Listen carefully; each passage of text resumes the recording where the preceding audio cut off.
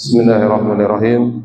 Assalamualaikum warahmatullahi wabarakatuh. Alhamdulillah. Alhamdulillahilladzi hadana li hada wa ma kunna linahtadiya laula an hadana Allah. Asyhadu an la ilaha illallah wa asyhadu anna Muhammadan abduhu wa rasuluhu la nabiyya wa la rasula ba'dahu. Allahumma shalli wa sallim wa barik ala nabiyyina Muhammadin wa ala alihi wa ashabihi wa man tabi'ahum bi ihsan ila yaumiddin. Amma ba'du. Qala Allah ta'ala fi kitabihil karim, a'udzu billahi samil 'alim minasy syaithanir rajim.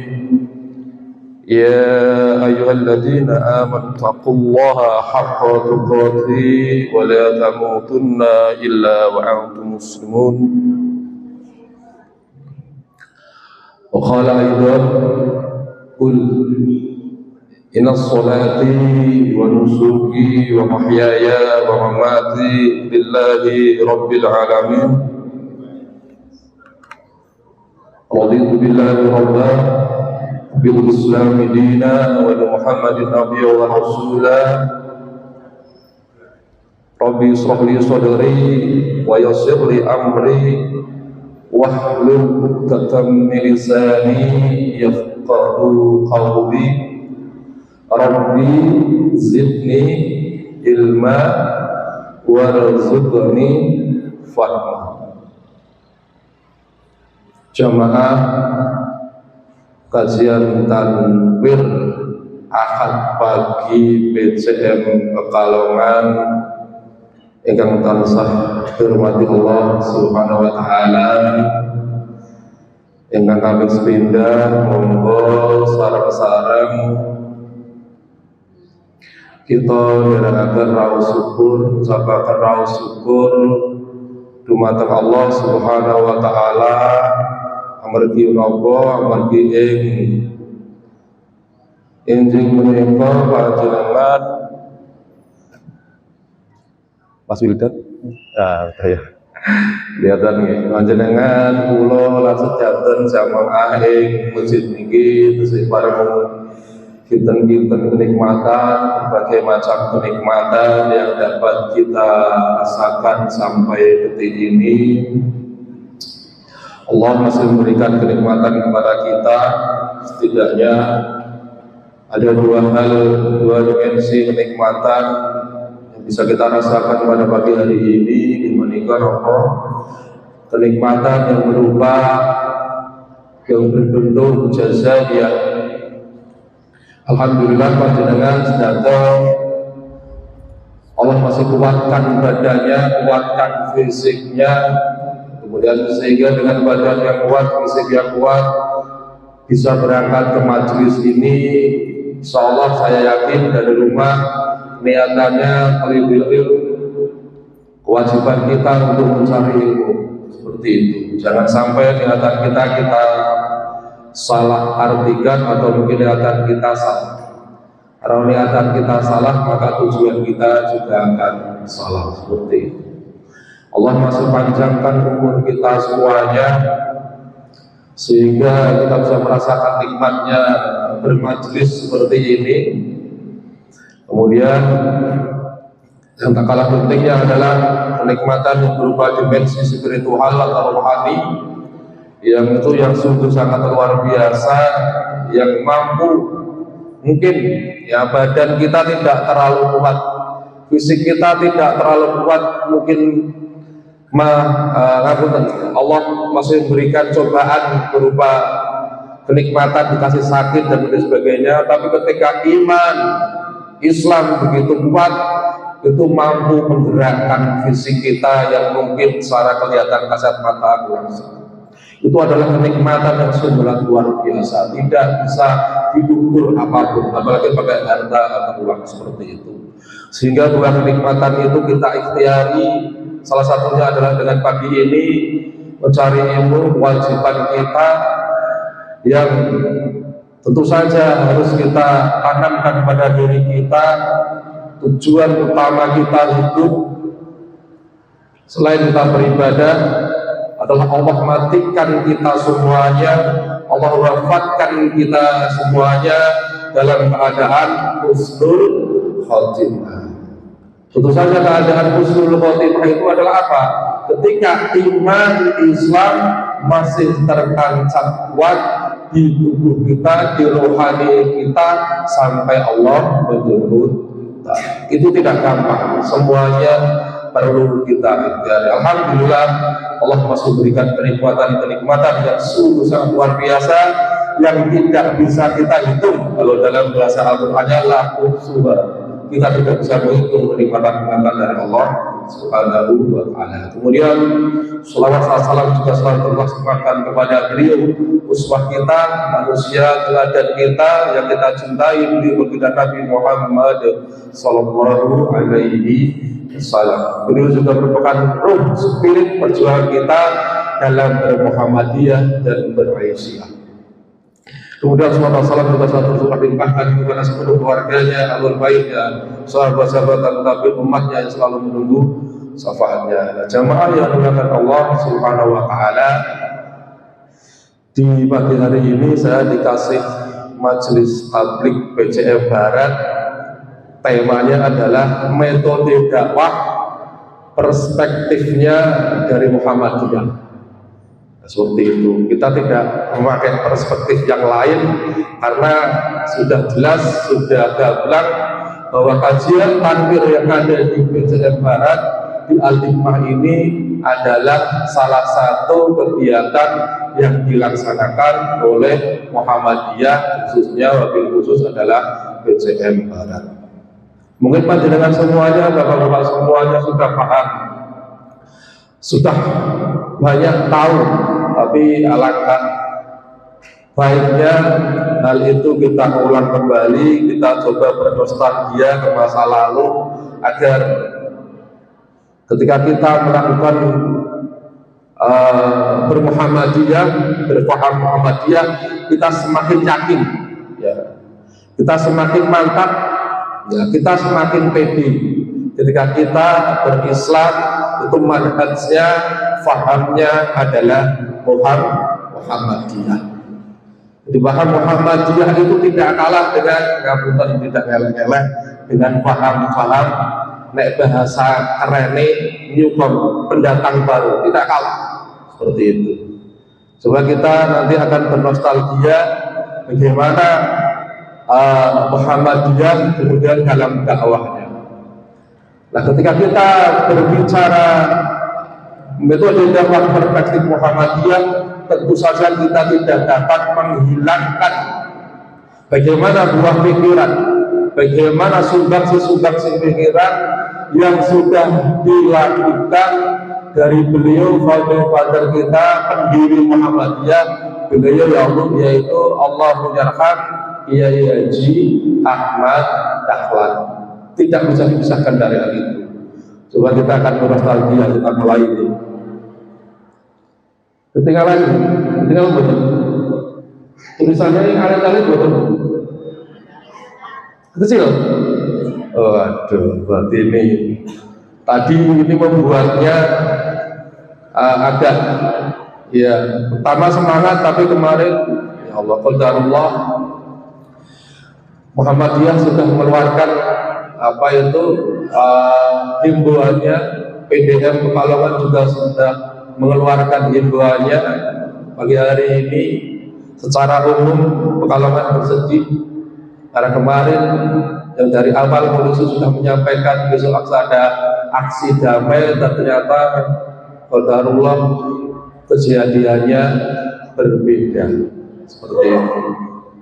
Yang harusnya menyuarakan suatu keinginan, pendapat itu memang dibebaskan atau bukan diizinkan di negara berdemokrasi, tapi yang terjadi kemarin sungguh-sungguh di luar keinginan kita semuanya dan menyayangkan semuanya. Karena kemarin terjadi aksi anarkis yang ada di komplek Pemkot Pekalongan. Saya tidak bisa membayangkan memulihkan kantor layanan, apalagi Pemkot itu tidak butuh waktu 1 bulan 2 bulan. Kerusakannya sungguh sangat luar biasa. Semoga saja Pekalongan tetap baik-baik saja, Ibu. Kita berdoa semuanya, kita jaga dari keluarga kita, anak-anak kita, cucu-cucu kita, jangan sampai melakukan hal-hal yang seperti kemarin. Itu sangat-sangat bertentangan dalam prinsip Islam maupun Muhammadiyah. Saya lanjut kembali ya. Nah, berbicara Kiai Haji Ahmad Dahlan, bisa lihat beliau adalah seorang yang sangat penyantun seperti itu. Terus secara akademik beliau memang tidak mendapatkan pelajaran secara formal, tapi beliau otodidak Kiai Haji Ahmad Dahlan ini seperti itu. Beliau belajar seperti ilmu fikih, ilmu nahwu, ilmu falak, ilmu hadis, dan berbagai ilmu yang dipelajarinya yang menjadikannya tumbuh sifat Kiai Ahmad Dahlan yang arif dan tajam pemikirannya, serta ini yang terakhir ini adalah pandangannya yang jauh ke depan. Jadi pemikiran-pemikiran beliau itu melampaui masanya, seperti itu. Jadi apa yang beliau pikirkan itu sudah tidak hanya hari ini, untuk hari ini saja, tapi untuk berapa tahun ke depan. Itu yang disebutkan pandangannya yang jauh ke depan. Kenapa Kiai Haji Ahmad Dahlan seperti itu semuanya didasari dari sisi-sisi bagaimana beliau belajar, bagaimana beliau menuntut ilmu, seperti itu. Sehingga jargon-jargon yang sering kita dengar di masyarakat luas, Muhammadiyah itu adalah berkemajuan, dan itu sudah ditanamkan tanpa Kiai Haji Ahmad Dahlan menyampaikan bahwa seperti itu. Hal itu sudah disampaikan lewat buah-buah pemikirannya. Kalau jenengan lihat, mungkin dulu ketika sampai cerah tahun berapa ya itu filmnya, saya lupa, seperti itu. Bagaimana ketika sekolah yang mendirikan sekolah, membuat bentuk sekolah yang masa itu mungkin tidak ada sekolah yang pakai bangku dan sebagainya, tapi beliau sudah melakukannya seperti itu. Sampai beliau dicaci, dimaki dan sebagainya, bahkan beliau dicap sebagai orang yang kafir, seperti itu. Jadi warga Muhammadiyah, warga Aisyah ketika mengamalkan sesuatu, bapak jenengan itu dicibir, kemudian dipaidu dengan sesuatu yang apa gitu. Kalau kita melihat panutan kita, pendiri kita Muhammadiyah, Kiai Haji Ahmad Dahlan, itu belum seberapa. Makanya dari awal tadi sudah saya sampaikan, maka berbangga-banggalah dan berketilah ketika kita jadi Muhammadiyah. Dan kita harus menunjukkan, kita sekarang nggak usah malu-malu. Ya, kebaikan itu harus kita tunjukkan. Jangan sampai kalah dengan kemungkaran kejelekan yang dipertontonkan secara masif sekarang. Kalau dia lihat di medsos dan lain sebagainya, begitu vulgarnya orang memblow atau mengekspos sesuatu yang jelek. Bahkan itu sudah ranah privat pun sekarang diekspos di medsos. Sungguh sangat liar medsos sekarang. Makanya hal-hal yang baik itu sekarang harus kita siarkan untuk menghindari hal-hal yang tidak baik. Jangan sampai saya seperti ini, keimanan tidak perlu ditunjukkan, seperti ini tidak perlu ditunjukkan, teriak dan sebagainya. Tidak seperti itu. Karena ketika kebaikan itu tidak kita tunjukkan, tidak kita pertontonkan, maka kejelekan, kemaksiatan, kemungkaran yang akan menguasai, seperti itu. Jamaah yang dirahmati Allah Subhanahu wa taala, saya lanjutkan kembali. Nah, ini wah, kecil-kecil lagi nih ya, nggak kelihatan lagi malahan. Ya. Kemudian saya tidak akan membahas lebih banyak lagi tentang Kiai Haji Ahmad Dahlan. Lalu saya akan mengambil beberapa pokok pikiran Kiai Haji Ahmad Dahlan.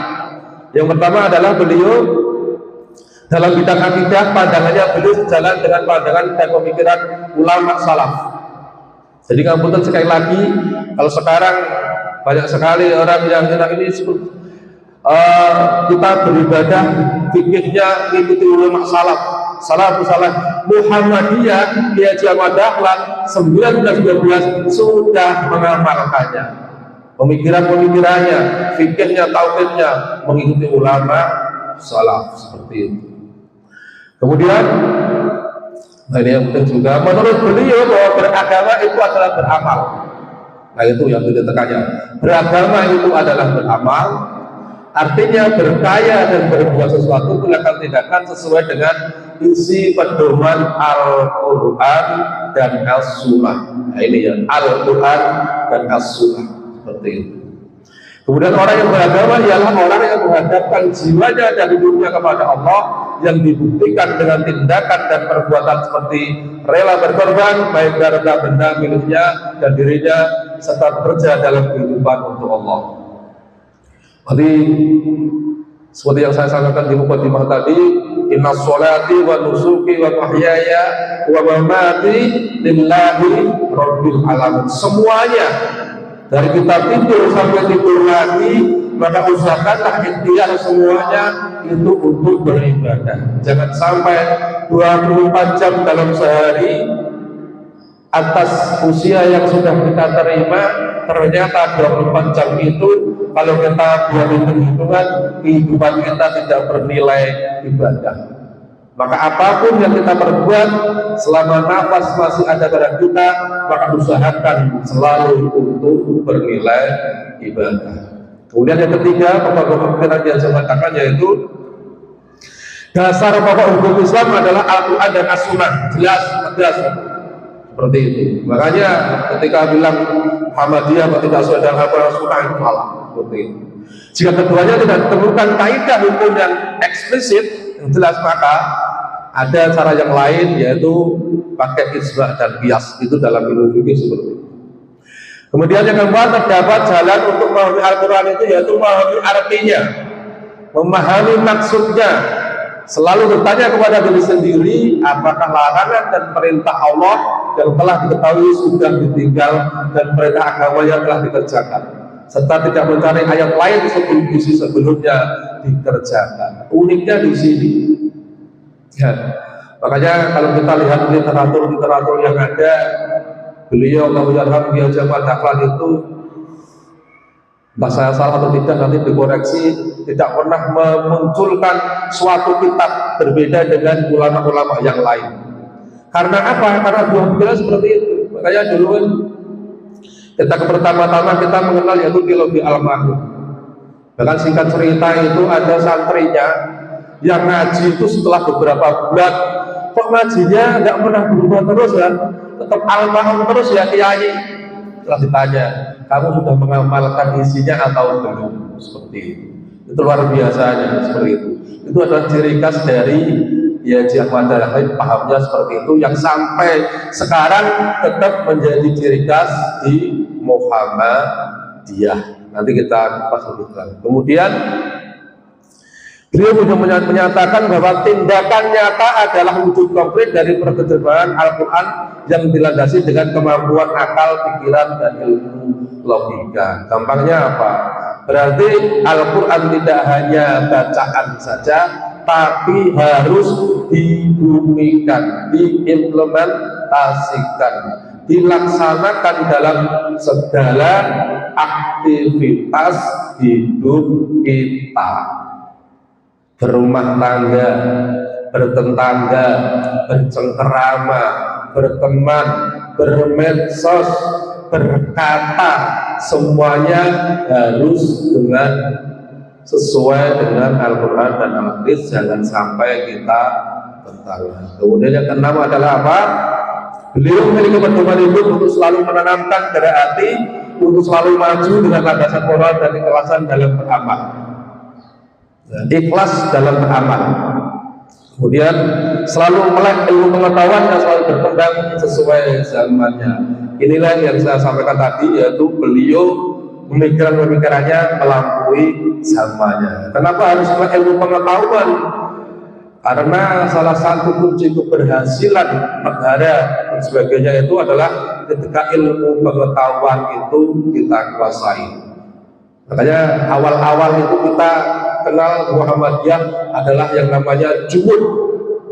jumud dalam segala hal. Ketika orang itu jumud, tidak berkembang, mentok seperti saja, maka ya tidak bisa apa-apa, tidak bisa berkembang. Karena kejumudan itu harus kita lawan. Salah satunya apa? Memperkaya banyak hal, ilmu agama, ilmu pengetahuan dan sebagainya. Nah, ini saya tampilkan lagi-lagi yang kelihatan ini. Ini saya awali dari sini dulu agar nanti kita jadi paham. Oh, ternyata seperti ini dakwah dalam Muhammadiyah. Karena apa? Hampir semuanya yang dilakukan di dalam Muhammadiyah itu spiritnya terinspirasi dari beliau Kiai Haji Ahmad Dahlan. Mungkin ada modifikasi yang sekarang apa-apa mungkin, nah itu mungkin sesuai dengan perkembangan zaman. Tapi spiritnya memang berawal dari pemikiran-pemikiran yang disampaikan oleh Kiai Haji Ahmad Dahlan. Nah, Kiai Haji Ahmad Dahlan itu tadi sudah saya sampaikan tidak membuat suatu kitab dan sebagainya. Nah, yang beliau lakukan itu adalah berupa seperti ini, ya. Kuat bahasa sekarangnya atau bahasa dalam Al-Qur'annya makalah seperti itu. Nah, ini yang harus kita pelajari. Moga panjenengan nanti browsing, ya. Browsing banyak sekali makalah yang beliau sampaikan yang juga inspirasi kita seperti itu dalam kehidupan sehari-hari. Itu ada yang hidup sekali untuk dipertahankan. Saya nggak kelihatan ini seperti itu. Maka jangan sampai sia-siakan waktu dan hidupmu. Yang ini, ya seperti itu. Kemudian ada lagi Muhammadiyah sekarang ini lain dengan Muhammadiyah yang akan datang. Maka teruslah kamu bersekolah, menuntut ilmu, pengetahuan di mana saja. Jadilah guru, kembalilah kepada Muhammadiyah. Jadilah master, insinyur dan lainnya, dan kembalilah kepada Muhammadiyah. Seperti itu.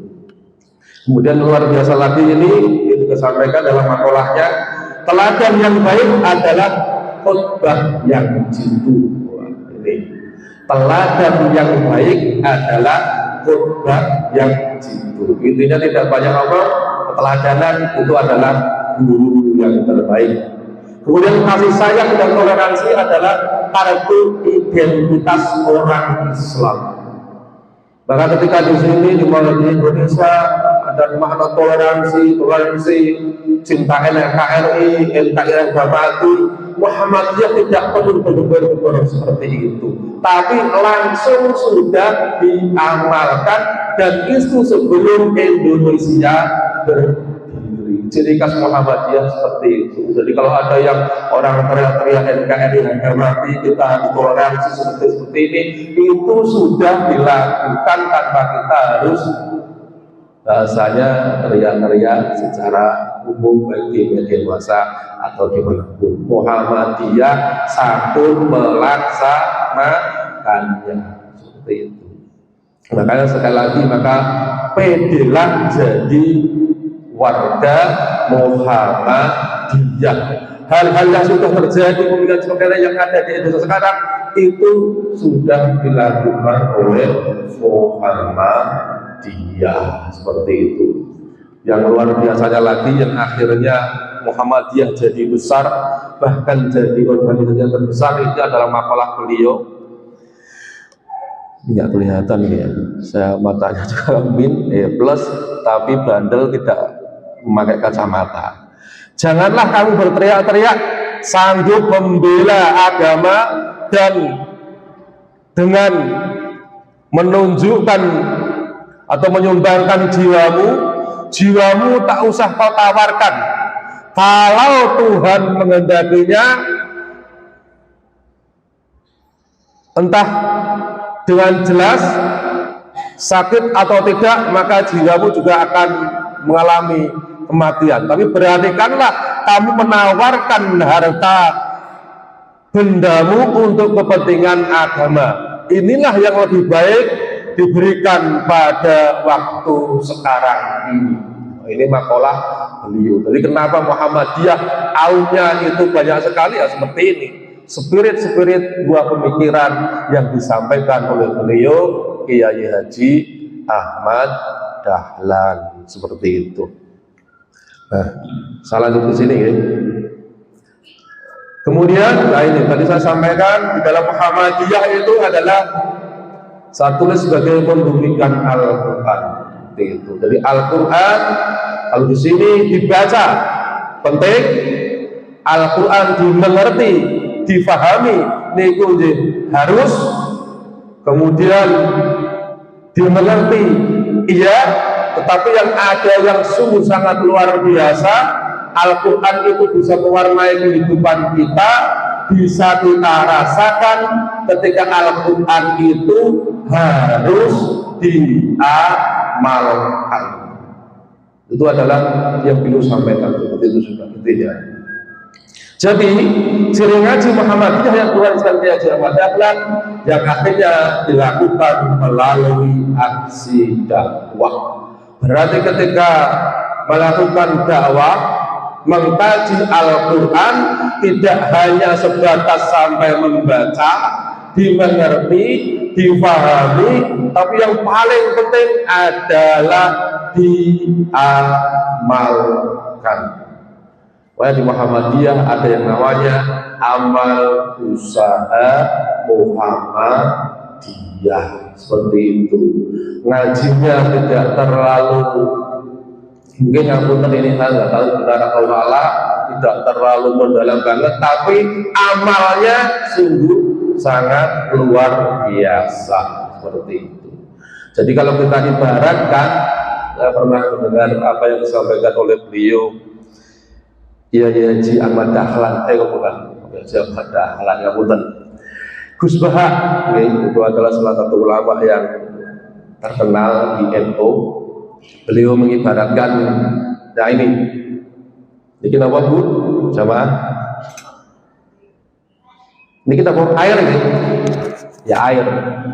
Air itu, ini sifatnya apa Bu? Air ini menyegarkan. Nah, ketika air ini menyegarkan, apakah hanya kita lihat saja, kita pandang saja? Bagaimana ketika air itu menyegarkan? Salah satu caranya yaitu harus kita minum, seperti itu. Tidak hanya banyu kayu menyegarkan, aqua menyegarkan, suli menyegarkan. Itu kan hanya kita lihat secara sekilas, ya, secara bacaan, secara dipahami. Tapi bagaimana itu bisa kita rasa menyegarkan, tahu menyegarkan, itu adalah ketika diminum. Ya, karena memang ini pas saja ini ya, pembahasan yang ini berarti saya izin minum dulu. Sudah,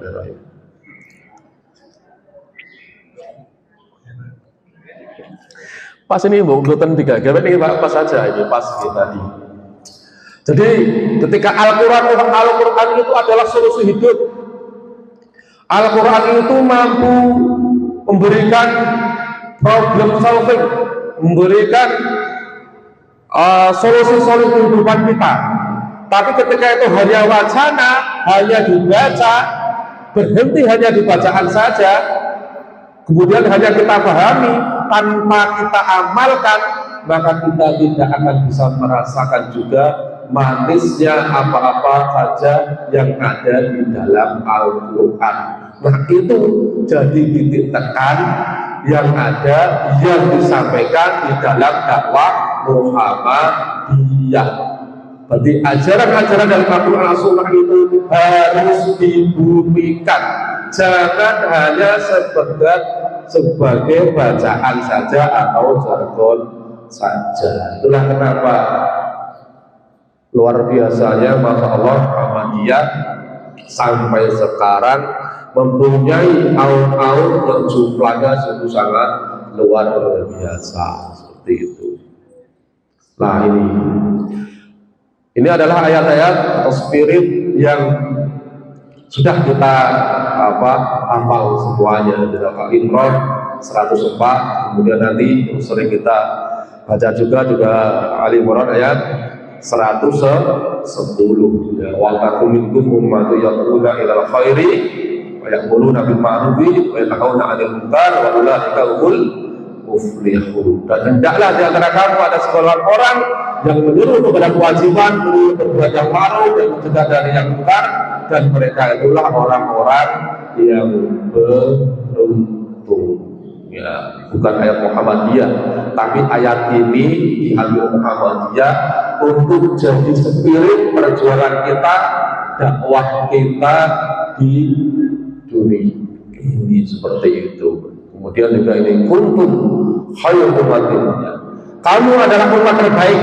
Jadi kalau gampangnya, kalau saya tulis seperti ini ya kamu, berarti kuntum khairul ummatin, di panjenengan semuanya, warga-warga Muhammadiyah semuanya, yang ada di Pleno PCM, yang ada pengurus harian Aisyah, yang ada di ranting, yang ada di Ortum, Aisyah, Pemuda, Hizbul Waton, Tapak Suci, jenengan semuanya adalah merupakan umat yang terbaik yang dilahirkan untuk manusia, karena menyuruh perbuatan yang ma'ruf dan mencegah dari yang mungkar dan beriman kepada Allah. Seperti itu. Ini adalah dua ayat yang dijadikan spirit perjuangan di dalam dakwah Muhammadiyah. Sekali lagi, jangan sampai kita tidak pede ya bermuhammadiyah. Harus bahasanya kita harus jelas, harus kita tunjukkan, orang usah isin-isin maneh kalau kita adalah warga jamaah Muhammadiyah. Tidak perlu member, tidak perlu malu dengan pendatang-pendatang yang baru, karena kita semuanya alhamdulillah ada ikhwan-ikhwan kita mungkin yang berjuang lewat jalan lain, tapi Muhammadiyah juga seperti itu. Nah kemudian ini, karena kita bicaranya dakwah, saya sampaikan, apakah prinsip Muhammadiyah sebagai gerakan dakwah? Ini kita lihat, tentu sudah hafal semuanya di dalam Quran surat An-Nahl. A'udzubillahi minasyaitonir rajim. Ud'u ila sabili rabbika bil hikmah wal mau'izatil hasanah wajadilhum billati hiya ahsan. Saya tidak sampai lanjutkan lagi. Serulah manusia kepada jalan Tuhanmu dengan hikmah dan pelajaran yang baik, dan bantalah mereka dengan cara yang baik. Ini adalah prinsip Muhammadiyah sebagai gerakan dakwah. Apa saja di dalam ayat ini? Di An-Nahl mereka tiga, ada tiga. Yang pertama apa? Cara berdakwah, yaitu bil hikmah. Kemudian yang kedua apa? Mau'izah hasanah. Kemudian yang ketiga, wajadilhum billati hiya ahsan. Itu apa? Bantalah mereka dengan cara yang baik. Saya sampaikan, saya jelaskan lagi. Nah ini yang pertama tadi, yang bil hikmah itu maksudnya apa? Dengan kearifan dan kebijaksanaan di pendekatan-pendekatannya yang tepat secara materi. Tidak hanya tepat secara materi, tetapi juga sesuai dengan akal dan kondisi objek dakwah. Jadi ngapunten, ketika saya contohnya ibu balik seperti ini, ketika menyampaikan seperti ini juga harus paham yang didakwahi siapa. Ketika saya ngomong seperti ini di depan jamaah yang umum, ngapunten, notabene bukan hanya Muhammadiyah saja, ngomongnya juga harus yang benar, harus sesuai melihat situasi dan kondisi. Ngapunten kenapa hari ini saya lebih menekankan tadi kok Muhammadiyah terus, karena kita sudah jelas, sudah gamblang bahwa kajian takbir ini adalah milik Muhammadiyah. Mungkin beberapa ustadz, mubalik, yang lain mengkaji banyak hal, tapi pada pagi hari ini saya disuruh untuk memberikan tema yaitu dakwah Muhammadiyah. Makanya saya sampaikan yang berkaitan khusus, yaitu berkaitan dengan Muhammadiyah. Kudu paham yang didakwahi, melihat orangnya, audiennya, bapak-bapak atau ibu-ibu, mas-mas atau mbak-mbak, atau bahkan yang anak-anak. Cara menyampaikannya kudu pas. Kalau seperti ini disampaikan kepada, misalnya saya yang sebagai guru SD, kepada anak yang kelas 2, 5 menit ya buat bocah. Pak gurunya ngomong apa, kayak seperti itu, berat telat ngobrol, iya mbak, piyambak, ngobrol sendiri seperti itu. Kemudian selanjutnya adalah pendekatan logis, yaitu menyampaikan kebenaran Islam dengan argumentasi yang logis dan nalar, tidak sekedar ucapan tanpa dasar, dijelaskan. Ya, sholat tanha 'anil fahsya'i wal munkar, kenapa sholat itu bisa mencegah perbuatan keji dan munkar, disampaikan seperti ini. Tapi kenyataannya Allah Ta'ala Indonesia mayoritas 82% orangnya adalah beragama Islam. Tapi kenapa kemungkaran itu tetap terjadi di Indonesia? Bahkan sekarang, alhamdulillah, ini ada apa yang salah dengan sholatnya? Apakah sudah benar-benar mendirikan sholat, atau hanya menjalankan sholat, atau hanya menggugurkan sholat? Ini jadi pertanyaan kita, tapi saya tidak bahas di sini ya. Itu nanti bahas ustaz-ustaz yang lain seperti itu. Kemudian memperhatikan objek dakwah, mengenal dan mengenali situasi, kondisi serta kemampuan matku objek dakwah untuk menyesuaikan cara penyampaian pesan. Sing disampaikan materi ini kudu juga melihat lagi tadi. Kira-kira kalau saya ini pribadi menyampaikan seperti ini bisa ditangkap audiens atau tidak, seperti itu. Tapi insya Allah saya yakin apa yang saya yakin. Insya Allah semoga saja yang saya sampaikan panjenengan semuanya bisa pahami seperti itu. Jadi hal-hal, pikiran-pikiran, konsep-konsep dakwah Muhammadiyah ini sampai ke saya sampaikan di sini. Ini adalah bukan dari saya sendiri, tapi saya sadur, saya ambil dari beberapa literatur, dan itu memang sudah jadi kesepakatan bersama. Kemudian di meninggal selanjutnya, apa itu dakwah bil hikmah? Yaitu ucapannya yang lembut dan baik, ucapannya yang lembut dan baik, menggunakan perkataan yang baik, tidak menimbulkan caci, maki, tekanan atau konflik. Kalau ini tidak diperhatikan, maka sudah berbahaya. Contohnya apa Bu? Yang viral, namunten ST, ST dipanggil, ternyata sudah ditumpul viral, akhirnya kemana?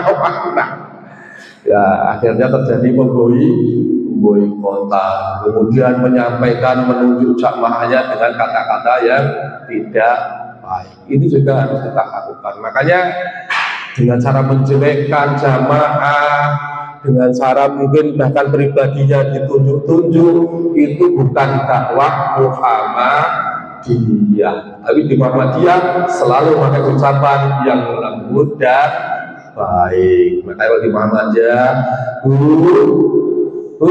kadang-kadang seperti itu ustaznya bilang ya Pak, nah itu ya, itu untuk biar konsentrasinya tetap terjaga. Jangan sampai ibu jangan tidur, nggak ada di Muhammadiyah seperti itu. Kalau ada untuk Muhammadiyah seperti itu, perlu dipertanyakan Muhammadiyah. Kalau dalam majelis taklim tertidur seperti itu, ngobrol sendiri, jangan. Nah itu bukan Muhammadiyah. Caranya lebih santun, lebih lembut, lebih baik. Kemudian, nah ini menghargai tradisi. Ya, dalam beberapa kasus, nah ini ya, Muhammadiyah itu tidak anti tradisi. Tapi ketika tradisi itu sudah mulai menyinggung hal-hal yang berkaitan dengan ketauhidan, kemudian dalam Muhammadiyah awal-awal ada konsep yang namanya TPC, takhayul bid'ah khurafat. Ketika menyinggung ke situ, maka Muhammadiyah akan menolaknya. Seperti itu. Kemudian tujuan mulia kelihatannya adalah apa? Menegakkan kalimat Allah, ilah kalimat. Semua dakwah seperti itu. Kok dakwah tidak tujuannya bukan untuk ilah kalimatillah, menegakkan kalimat Allah? Wah, ini sudah melenceng jauh. Saya lanjutkan 7 ya. Masih ada banyak. Ciri-ciri mauidhah hasanah. Kemudian ini mauidhah hasanah. Ya, dan itu bil hikmah, sekarang mauidhah hasanah. Lembut dan kasih sayang sudah. Hikmah dan pengajaran, mengandung bimbingan, petunjuk, pelajaran tentang kebaikan yang berasal dari ajaran Islam. Dibimbing jamaahnya, dikasih petunjuk seperti itu. Tidak menyakiti, jauh dari tindakan kekerasan, ancaman atau memojokkan. Jangan kalau seperti itu fitnah, orang bakal masuk surga meneh, langsung neraka abadi. Oh yo sesuk meneh jamaah orang wah sampean seperti itu seperti ini, seperti ini. Itu bukan ciri Muhammadiyah. Walau jenengan sudah melakukan kejahatan, sudah melakukan misalnya dosa yang sangat besar, kayaknya sudah tidak bisa diterima lagi kok, seperti itu. Nah, itu ya. Kemudian tidak menyakiti, ya. Kemudian menggugah hati, mampu membuat pendengar menerima dan mematuhi nasihat. Lembut, akhirnya tersentuh jiwanya, akhirnya mau berubah. Kemudian memotivasi kebaikan, tujuannya adalah motivasi seorang untuk menjadi lebih baik dan mendekatkan diri kepada Allah Subhanahu wa Ta'ala. Hal ini juga perlu trik-trik khusus seperti itu. Nah, ini adalah langsung bentuknya saya kasihkan seperti ini. Ya, ini ya. Ini berkaitan dengan akhlak ini. Muhammad ini yang Ahmad Dahlan main biola. Kemarin yang lagi ramai haram musik bagaimana kan Muhammadiyah? Musik tidak haram mutlak. Ketika itu menjadi haram, ketika di dalam rangkaian musik itu ada hal-hal yang itu menjurus ke kegiatan maksiat. Simbolnya apa? Ini Muhammadiyah main apa ini? Biola. Di Muhammadiyah awal-awal ya, kalau saya aktif di HW itu dulu, kalau HW itu selalu identik dengan pasti ada drum bandnya. Itu mesti, selain sepak bola dan sebagainya, mesti ada drum bandnya. Sekarang yang masih ada itu di Solo Raya, di Solo Klaten itu ibu-ibu Aisyah pada masanya pun sudah tahun, sudah 5 tahun, sejalan, bahkan pakaiannya HW-nya itu masih zaman dulu umur NA atau umur Aisyah masih dipakai. Bahkan saya punya teman HW, beliau umurnya sudah hampir 70 tahun, setangan lehernya kacunya itu, hasduknya itu zaman dulu ketika SMP-SMA dipakai, pakai trompet dan sebagainya, seperti itu. Kemudian mendirikan sekolah. Nah, ini yang tengah ini adalah ketika Ahmad Dahlan memberikan pelajaran di sekolah yang itu adalah sekolah orang Belanda yang notabene bukan Islam. Kemudian ini berdagang, kemudian ini yang luar biasa sebelah sini ini adalah ini memberi makan anak-anak fakir miskin. Seperti itu saya simpulkan seperti ini. Nah, ini ada dakwah Muhammadiyah. Kemudian ciri-ciri dakwah Muhammadiyah berpengajian, tajdim, pemberian dan pembaharuan, amar ma'ruf nahi munkar, moderasi, reformis, modernis, memberikan keteladanan, seperti itu. Inklusif. Ini kalau dijelaskan agak lama nanti waktunya habis. Nah, ini dari semua yang saya jelaskan tadi, ya, dari awal pokok-pokok pikiran dia Ahmad Dahlan, kemudian prinsip-prinsip ciri dakwah Muhammadiyah, kemudian tadi sini ada bagian yang memberikan Al-Quran, kemudian prinsip Muhammadiyah sebagai gerakan dakwah. Nah, jadi kita bisa ambil kesimpulan bahwa model-model dakwah Muhammadiyah itu juga model dakwah yaitu kultural. Nah, ini yang harus kita ketahui, yang harus kita pahami, seperti itu.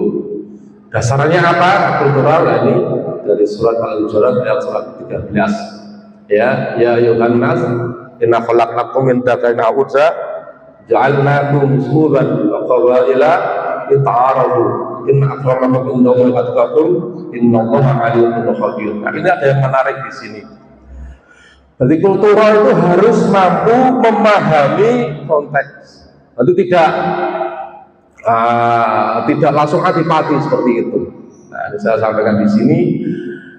Ya ayuhan nas. Jadi sasaran dakwah kita beragama itu adalah manusia. Ya, jelas nggih? Dakwah kita kan yang sasarannya manusia. Apa ada sasaran selain manusia? Wonten apa mboten? Misalnya makhluk yang lain, tumbuhan, hewan, dan yang lain mboten. Ya, sasaran kita adalah manusia. Itu harus kita pahami. Nah, ketika kita sasaran kita manusia, kita harus paham manusia itu seperti apa pada kodratnya. Ya ayuhan nas inna khalaqnakum dzakarin wa unsa. Sesungguhnya kami menciptakan kamu dari seorang laki-laki dan seorang perempuan. Dan kemudian wa ja'alnakum syu'uban, ya, berbangsa-bangsa dan berqabailan, kemudian bersuku lita'arafu, ya, seperti itu. Jadi berbangsa-bangsa dan bersuku-suku tentunya bangsa itu mempunyai keunikan tersendiri, mempunyai ciri khas tersendiri seperti itu. Kemudian setelah berbangsa-bangsa, di dalamnya juga ada suku-suku, juga punya keunikan tersendiri, dan itu sudah kodrat dari Allah Subhanahu wa Ta'ala, dan itu harus kita pahami. Kenapa kita harus pahami? Karena model dakwah kita nanti akan menyatu mereka, nanti akan menyasar mereka. Tanpa kita mengetahui suatu bangsa itu ciri khasnya seperti apa, karakternya seperti apa. Kita misalnya di Jawa itu orangnya seperti apa, karakternya seperti apa, biar bisa diterima orang Jawa itu harus bagaimana, itu tidak diindahkan. Saya yakin, ya tidak, bukan yakin ya, secara perspektif dakwah keberhasilannya mungkin tidak bisa 100%, dan bahkan yang mungkin bisa saja langsung ditolak karena tidak tahu karakter pribadi manusia dari bangsanya dan sukunya. Kemudian, nah ini lita'arofu. Lita'arofu itu berarti mengenal. Kalau mengenal itu kan berarti mengetahui lebih mendalam. Misalnya ngapunten, saya tahu, oh itu beliau Mas Hafid, tahu saja, tapi belum sampai mengenal. Mas Hafid itu bagaimana? Oh Mas Hafid itu seperti ini, orangnya seperti ini, kesukaannya seperti ini, yang tidak suka beliau seperti ini. Jadi kita tahu objek dakwah kita pahami, sehingga nanti kita paham, oh cara berdakwahnya bagaimana, seperti itu. Nah itulah yang dilakukan Muhammadiyah secara kultural. Makanya ibu-ibu Aisyah sampai sekarang pakaian resminya tidak memakai, ngapunten bukan menjelek-jelekan ya, bahasanya gamis yang long dress, tapi masih memakai kearifan lokal, ngandame tesik nganggo jari seperti itu. Kalau dulu nggak tahu sekarang beda ya. Oh, Mubalik Muhammadiyah, Ustaz Muhammadiyah itu gampang cara niti. Nak kayak nganggone nak ketika ceramah nganggo celana, oh berarti Muhammadiyah. Tapi sampai sekarang berbeda. Ya. Sekarang Ustaz Muhammadiyah juga sekarang pakai sarung, dan pakai sarung itu memang jari dekoncoku pertama kali ketika saya di Pekalongan, karena saya bukan orang Pekalongan. Nek sampai lunga-lunga nang ndi bahkan temol kok durung nganggo sarung, berarti durung wong Pekalongan. Tapi ternyata saya rasa ternyata pakai sarung itu ternyata juga enak, seperti itu ya. Nyaman saja. Itu apa? Itu identitas yang ada di dalam suatu daerah. Kemudian, wah pakai sarung itu bukan pakaian muslim, Rasulullah tidak seperti itu. Yo, wassalam, mesra situ, seperti itu. Nah itu maksudnya adalah dakwah Muhammadiyah itu adalah secara kultural, paham satu persatu. Makanya sekarang marak di Muhammadiyah ketika ada acara apa itu nanggape wayang. Tentu saja nanggape wayang judulnya juga, muatannya juga adalah keislaman, ketauhidan, seperti itu dipakai. Karena dulu wayang itu juga merupakan bukan cara dakwah, cara menyampaikan paham. Bahkan yang pun saya pernah dengar itu di desa saya atau di mana itu di marak tahun 60-70 geger PKI itu, sampai PKI pun cara menyampaikan isi paham-pahamnya juga pakai wayang. Mungkin panjenengan sesepuh berletos, bahkan ada wayang sing judulnya Patine Gusti Allah. Itu ora ngeri seperti itu. Judulnya wayangnya apa? Patine Gusti Allah. Terus kalau betul pernah mirang betul bapak-bapak? Nanti mirang. Itu kalau tidak diimbangi dengan wayang itu yang lain, yo orang-orang alayaknya juga mungkin tidak akan tahu lagi. Itu harus diluruskan, caranya juga kita main wayang. Makanya Sunan Kalijogo kalau kita ziarah itu pakai media wayang, biar cerita-cerita yang dalamnya tidak mulai keluar dari nilai-nilai ajaran Islam. Terus ini, nah ini Nah ini apa ini gambarnya kaos ya. Ini tadi apa ini maksudnya? Nah ternyata dakwah kultural itu yang ada di Muhammadiyah ada yang merupakan benar satu, bukan salah satu ya. Jadi saya kalau ngomong sekarang banyak dikoreksi. Jadi kalau menyebutkan sesuatu itu jangan bilang salah satu. Salah satunya seperti ini berarti salah, dan sebetulnya salah. Tapi benar satunya, nah, seperti itu. Jadi oh benar ya. Jadi benar satunya ya seperti itu. Di dalam ideologi Muhammadiyah itu adalah ternyata dakwah kultural masuk dalam ideologi Muhammadiyah. Wes dipatenke, sampun dipatenkan bahwa cara berdakwah di Muhammadiyah itu adalah tetap menghargai kearifan lokal. Niku yang harus dipahami. Makanya ada Muhammadiyah kemarin yang kesini yang pakai wayang sudah di sini belum ya? Sama dari Mas Wildan di alisan, nah pakai wayang medianya, pakai apa seperti itu kan kearifan lokal. Yang jelas apa yang disampaikannya satu, tidak menabrak koridor Al-Quran dan As-Sunnah, ketauhidan yang diajarkan. Nah ideologi Muhammadiyah ini ada PHIWN, singkatannya apa Bu? Pedoman hidup Islami warga Muhammadiyah. Nunggunya tipis kecil, pun derek. Sudah punya belum? Sudah komplit. Berarti panjenengan itu cara berkeluarga, caranya bagaimana di dalam Muhammadiyah pun dibuatkan. Berarti betul perlu repot-repot biar keluarganya sakinah mawaddah warahmah. Nah baca ini. Kemudian ada MKCH, Badan Keyakinan Cita-Cita Hidup Muhammadiyah. Kemudian kepribadian Muhammadiyah.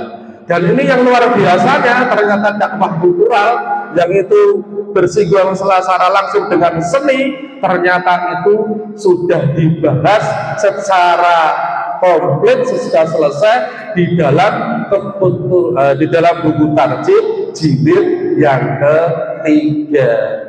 Jadi sampai di sini kita pahami nih, jamaah semuanya, berarti Muhammadiyah niku boten anti seni. Ini ditarjih jilid ketiga. Jangan sampai kita meremehkan ulama-ulama tarjih. Saya pernah tanya itu ketika Nanang NU itu Batul Masail, ketika sesuatu itu yang dibawa apa? Bukunya sampai 2 koper, landasannya, kitab-kitabnya. Jadi orang ulama-ulama ada itu jangan dikira seperti itu. Ya. 2 koper mereka sampai buku, saling menguatkan seperti itu. Kalau kita kan harus baca sampai 2 koper kan, nggak mampu. Makanya kita sebagai warga jamaah Muhammadiyah ya gampangnya terima jadi sami'na wa ata'na. Apa yang sudah diputuskan oleh majelis-majelis Muhammadiyah, PP Muhammadiyah itu sudah digodok dengan cara yang sangat luar biasa. Sampai jam berapa Mas? Itu ya.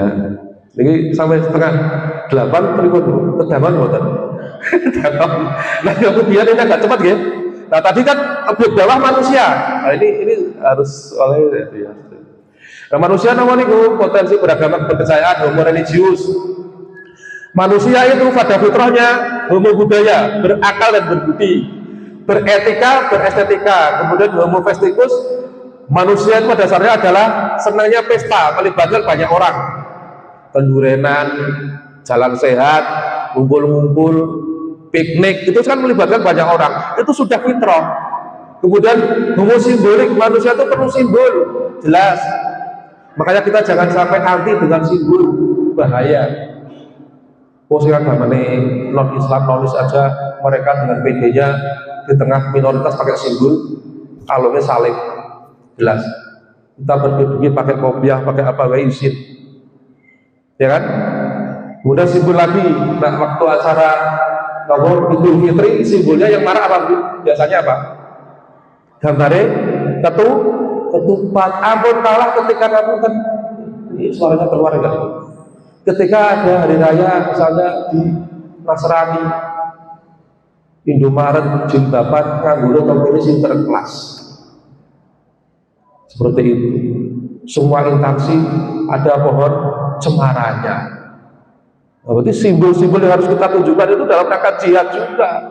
Mereka melakukan seperti itu karena memperjuangkan dasar agamanya juga. Makanya ketika kita memperjuangkan misalnya, makanya tadi saya bilang ya harus pede, maka tunjukkanlah Muhammad itu harus pede, simbolnya juga harus kita tunjukkan seperti itu. Nah itu adalah ya tentang manusia, itu potensinya seperti itu. Nah kemudian ada konsep GJDJ, gerakan jamaah dakwah jamaah, seperti itu. Jadi saya membuat materi ini pengennya sih komplit menurut seperti itu. Berarti gerakan jamaah dakwah jamaah ini juga sudah digodok di Muktamar di Yogyakarta ke-37, di Makassar, di Padang. Maksudnya apa? Jadi gerakan jamaah dakwah jamaah ini yang vokal, yang beraksi itu bukan hanya seperti saya saja di depan. Kalau saya seperti ini ketika menyampaikan sesuatu itu secara hitung-hitungan mungkin dapatnya tidak menyeluruh. Tapi ketika jamaah melakukan dakwah seperti itu, maka yang dihasilkan juga akan lebih, bukan hanya di mimbar saja seperti itu. Nah ini adalah untuk memperkuat akar rumput. Nah kalau di Eropa saya sampaikan juga ini, kenapa kita harus meniru ya. Dulu ya jamaah dakwah itu disebut Kristen alus karena konsep-konsep pemikirannya itu meniru orang-orang kolonial Belanda. Tapi itu digunakan adalah untuk menjawab tantangan zaman. Kenapa kesehatan harus diunggulkan, pendidikan harus diunggulkan agar negara Indonesia tidak tertinggal. Seperti itu, makanya menyentuh nggak apa-apa. Kemudian juga di Eropa juga ada istilah 3G. Ini yang kuliah mesti pernah dengar. Apa saja? God, glory, kemudian gospel. God itu adalah emas. Emas itu adalah kekayaan, glory itu kejayaan. Nah, mempunyai kejayaan maka akan, kalau sudah mempunyai kekayaan maka akan mempunyai kejayaan. Kalau sudah mempunyai kejayaan, terakhir adalah gospel. Gospel itu adalah agama, maka agamanya akan disiarkan. Jadi di sini seperti yang disampaikan oleh Ustadz kemarin dari Semarang, siapa itu, kekuasaan itu juga penting dalam kita berdakwah. Nah, kalau di Eropa, di Katolik ada 3G, ternyata di Muhammadiyah kita juga nama ya yang sekarang sedang dibutuhkan, kita punya konsep namanya 3J, jamaah, jamiyah, kemudian jahriyah, seperti itu. Jamaah sudah dalam satu kelompok kita adalah Muhammadiyah. Jamiyah itu belum orang bareng-bareng. Nah, ini pertanyaannya. Kata sudah mempunyai wadahnya Muhammadiyah, tapi belum orang bareng-bareng berjamiyah. Ketika itu sudah jamiyah belum bareng-bareng, maka akan muncullah yang namanya jahriyah. Gampangnya yang berkaitan dengan Arab apa-apa gampang. Ngedegin Masjid Al-Hikmah gampang, membuat pondok tahfidz gampang. Itu semuanya diperlukan jariyah. Modalnya apa? Jamaah sama jamiyah. Kalau jamaah jamiyahnya nggak ada, jariyahnya juga tidak akan keluar, seperti itu. Kemudian jamaah mengembangkan jamaah lewat penguatan masjid dan perserikatan, maka dakwah ini penting. Kemudian jamiyah membangun organisasi unggul profesional lewat penguatan sumber daya manusia. Kemudian 3J, yaitu pendidikan, kesehatan, dan sosial, seperti itu. Nah, ketika jamaah, jamiyah, jariyah itu sukses, maka akan muncullah beberapa macam produk-produk yang dihasilkan dari 3J itu. Salah satunya, jadi saya bukan salah satunya lagi. Benar satunya, benar satu, duanya, benar tiganya. Ini saya ini ya, flyernya ini. Ya, ini ada kegiatan kita itu rihlah ya, dakwah kita ternyata tidak hanya di masjid saja, ternyata kita nanti bisa melakukan rihlah. Kemudian di KL Barat di Muhammadiyah kita sudah punya namanya KL Barat Lasismu. Monggo bagi panjenengan semuanya, mungkin nanti yang punya keluasan rezeki bisa ke KL Lasismu. Kemudian juga ada Pondok Al-Hikmah sudah sering di-share seperti itu. Kemudian ada tokomu, nah ini mungkin ya Allah mohon doanya. Jadi tokomu itu kita masih berikhtiar seperti itu. Kita tidak meninggalkan warisan dari periode kemarin, tetap kita akhiri. Tapi yang ada jadi pertanyaan ini, namun ini saya sampaikan jelaskan di sini, karena di sini saya juga dari BCM Barat. Untuk sahamnya memang tidak bisa diambil. Jadi secara konsep ekonomi yang namanya saham itu keunggulannya adalah dua. Kalau tidak untung pasti rugi. Dalam berbisnis, ketika kita menawarkan saham itu tidak bisa kita ambil. Nah, ini ada untuk umum kita akhtiari terus. Ada timnya itu dari Majelis Ekonomi dari Pak Heru. Pak Heru ramu betul ya, betul ya. Kemudian ada lah ini kali ini kok salah ini. Ini juga di depan sekarang ada banyak stand-stand. Kemudian di sini juga ada ini ngapunten, ini juga ada dari Aisyah, TK, Aba, Waduh Sukim juga memerlukan support dari panjenengan, semuanya sudah dimasukkan, segala cara dipakai. Kenapa saya tampilkan seperti ini adalah merupakan ideal ketika 3J jamaah jamiyah jariyah itu sukses. Sudah ada dari pendidikan kita di SD Muhammadiyah Pramasari juga sering bangun. Ketika ini sukses, maka spirit kita, jargon kita adalah ranting itu penting, cabang harus berkembang, masjid makmur memakmurkan, Muhammadiyah berkemajuan. Terakhir, nah ini ya, ketika buatan Bu, ini kaos saya, nah ini kaosnya agak jadi spirit ya, itu ada 2 kaos yang saya pesan khusus, edisinya terbatas di Kumpul tidak dijual. Tapi kalau jenengan mau buat silakan. Jadi yang pertama adalah bermuhammadiyah itu beribadah. Jadi jenengan bermuhammadiyah itu sudah beribadah.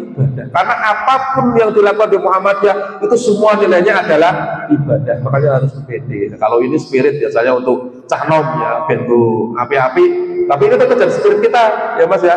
Ojo kesel ngurus Muhammadiyah. Insya Allah tetap kita akan urus Muhammadiyah. Karena kita tidak tahu kita masuk surga lewat jalan apa, lewat seperti apa. Berdoa semua wajah, semoga kita berkhidmat di Muhammadiyah. Itu adalah salah satu jalan untuk menghantarkan ke pintu gerbang surga, ke pintu gerbang ya, seperti itu. Sampai di depannya masuknya oke, iya mbak. Tengahnya saya promosi, itu ada kaos tanwir seperti itu. Monggo kalau mau beli ya seperti itu, berarti nanti bisa dipakai ketika kita nanti akan rihlah. Itu saja yang dapat saya sampaikan ya. Sudah 7:30, namun kalau banyak sebagainya mohon maaf kalau ada kebaikan dari saya, kebaikan dari Allah Subhanahu wa taala, kesalahan dari saya. Rasulullah sallallahu alaihi wasallam bila kita doa fatakul khairan akulikum. Moga kita tutup dengan bacaan hamdalah dan doa kafaratul majelis. Alhamdulillahirabbil alamin. Subhanakallahumma wa bihamdika asyhadu an la ilaha illa anta astaghfiruka wa atubu ilaik. Wassalamualaikum warahmatullahi wabarakatuh.